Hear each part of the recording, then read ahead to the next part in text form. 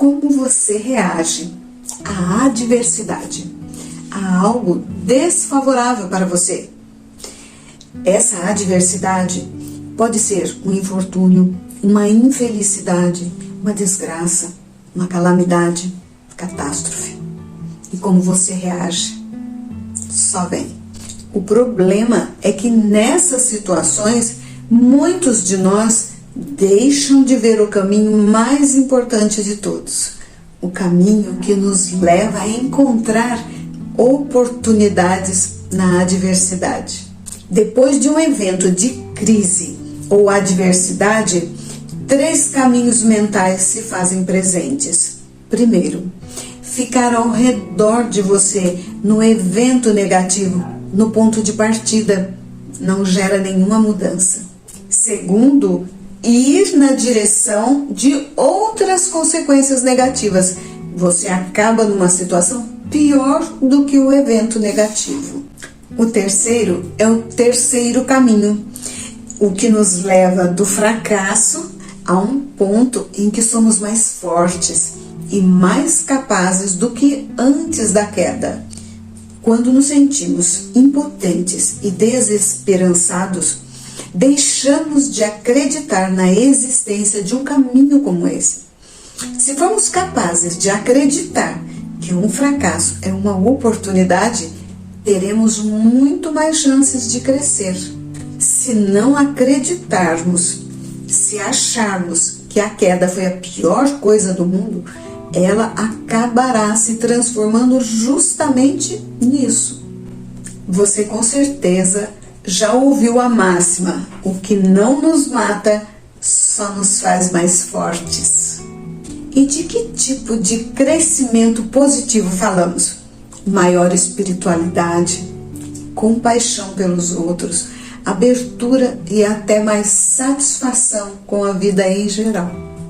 E se você estiver gostando, clique no gostei, comente, compartilhe, clique no inscrever-se. Obrigada. As pessoas que conseguem se levantar da queda com mais sucesso são aquelas que se definem não pelo que aconteceu com elas, mas pelo que elas podem fazer com o que aconteceu com elas. Elas falam não apenas de se recuperar, mas de se recuperar e seguir em frente. Tal Ben-Shahar gosta de dizer: não é que tudo acontece para o melhor, mas sim que podemos obter o melhor de tudo que acontece. Todos nós já ouvimos os famosos exemplos. Michael Jordan foi excluído de sua equipe de basquete no colégio. Walt Disney foi demitido de um jornal por não ser criativo. Os Beatles foram rejeitados por uma gravadora que disse: bandas de guitarra não estão com nada. Tal Ben-Shahar escreve que só podemos aprender a lidar com o fracasso se de fato o vivermos e sobrevivermos a ele. Quando fracassamos ou quando a vida nos dá um choque, podemos ficar tão desamparados que reagimos simplesmente desistindo. Pesquisadores levaram 2 grupos de pessoas a uma sala, reproduziram em volume elevado a gravação de um ruído insuportável. Foram instruídos a descobrir como desligar a gravação apertando botões num painel. O primeiro grupo tentou todas as combinações possíveis, mas nada funcionava. O segundo grupo, o grupo de controle, recebeu um painel que funcionava e desligava o ruído. Numa segunda tarefa, os 2 grupos novamente foram submetidos ao mesmo ruído, mas dessa vez podiam interromper movendo apenas uma alavanca.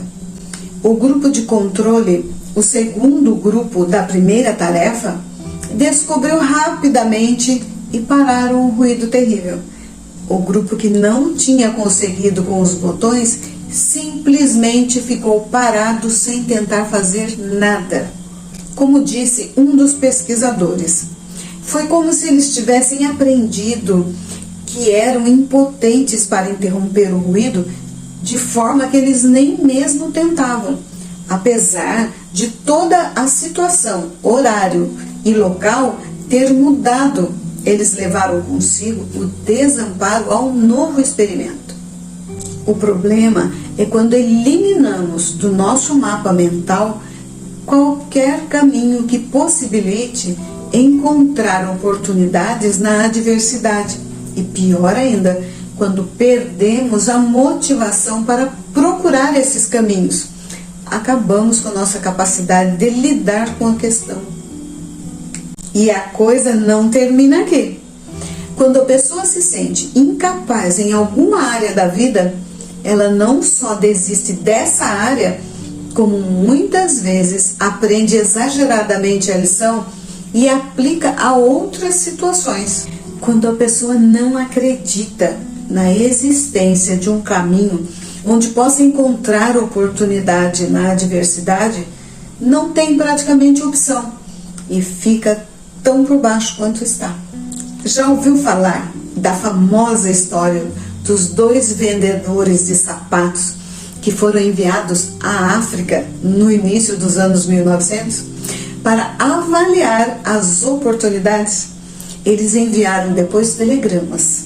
Um dizia: situação desesperadora, eles não usam sapatos. Outro dizia: enorme oportunidade, eles ainda não têm sapatos. A Time observou já em 1958, para cada empresa que reduz suas operações, outra descobre novas maneiras de fazer as coisas que deveriam ter sido implementadas há anos, mas foram negligenciadas durante épocas de prosperidade.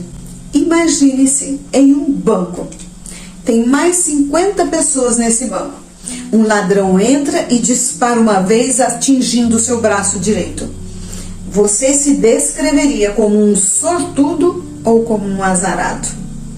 Quando coloco essa questão para os executivos no meu treinamento, 70% deles afirmam ter sido extremamente infelizes. 30% consideram ter tido muita sorte. Peço que expliquem como chegaram a essa conclusão. Os argumentos dos 70% são: eu poderia ter entrado em qualquer banco. Não é muito azar eu estar justamente naquele banco, naquele momento, e ainda por cima ser baleado? Essas pessoas não conseguem entender como algo tão corriqueiro como ir ao banco pode transformar em um tiroteio e ainda ser visto como um evento auspicioso. Os 30% explicam: eu poderia ter sido baleado em uma parte do corpo bem pior que o braço, poderia ter morrido. Eu me consideraria incrivelmente sortudo. É incrível que mais ninguém tenha se ferido. Havia pelo menos 50 pessoas no banco, inclusive crianças. É uma enorme sorte que todo mundo tenha vivido para contar a história. A questão é que cada cérebro inventa um fato alternativo, um cenário alternativo. Nosso cérebro cria para nos ajudar a avaliar e compreender o que aconteceu. As pessoas que se consideraram azaradas criaram um cenário que não foram baleadas, mas o resultado era um azar. As pessoas que se consideraram sortudas criaram um cenário que poderia ter morrido e outras pessoas ter sido feridas, e o resultado era sorte. O ponto crucial é que os 2 fatos alternativos são hipotéticos, foram inventados. Portanto, temos o poder de escolher um fato conscientemente que nos faça sentir sortudo ou azarado. Quando escolhemos o que nos faz sentir pior, estamos permitindo uma influência maior sobre nós do que deveria. Os otimistas interpretam como algo pontual e temporário. A situação não é tão ruim assim e vai melhorar. Os pessimistas como mais globais e permanentes. A situação é terrível e nunca vai mudar. Nossas crenças afetam nossas ações. É o nosso estilo explanatório. A empresa MetLife mudou suas práticas de contratação. Se os candidatos não passassem no teste padronizado do setor, mas tivessem uma boa pontuação no estilo explanatório, contratava mesmo assim. Já ao contrário, não. Transformar a adversidade em oportunidade é uma habilidade mais natural para algumas pessoas do que para outras. Mas, felizmente, essas técnicas podem ser aprendidas. E se você ainda não estiver inscrito, clique no botão inscrever-se e ajude mais pessoas a receber esse vídeo. Obrigada! Uma maneira é aplicar o modelo ABCD da interpretação: Adversity, Belief, Consequence, Disputation. Em português, adversidade, crença, consequência, contestação. Adversidade é o evento que não temos como mudar. A crença é a nossa reação ao evento, o motivo por que achamos que ele ocorreu e o que achamos que ele significa para o futuro. Consequência positiva se acreditamos que existem soluções disponíveis, se vemos como algo de curto prazo ou como uma oportunidade de crescimento ou apenas uma parte de nossa vida. Do contrário, é consequência negativa. E aí devemos aplicar a contestação. A contestação diz respeito primeiro a nos convencer de que a nossa crença não passa disso, uma crença, e não um fato, e depois desafiá-la, contestá-la. As coisas nunca são tão ruins quanto parecem.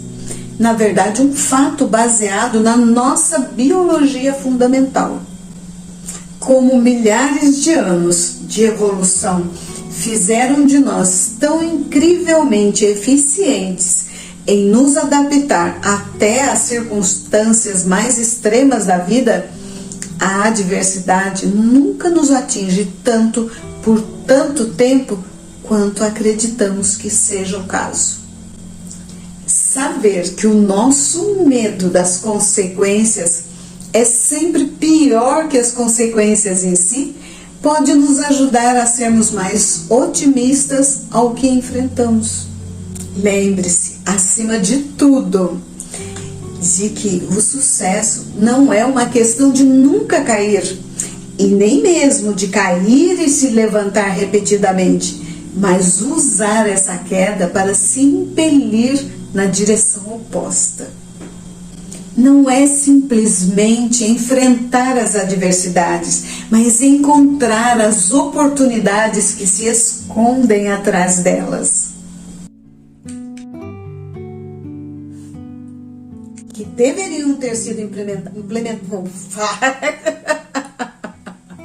Pode transformar em um tiroteio. Isto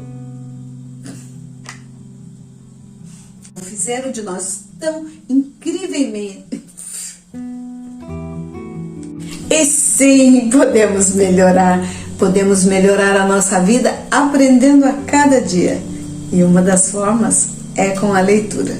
Eu me chamo Regina e aqui compartilho com vocês as minhas leituras.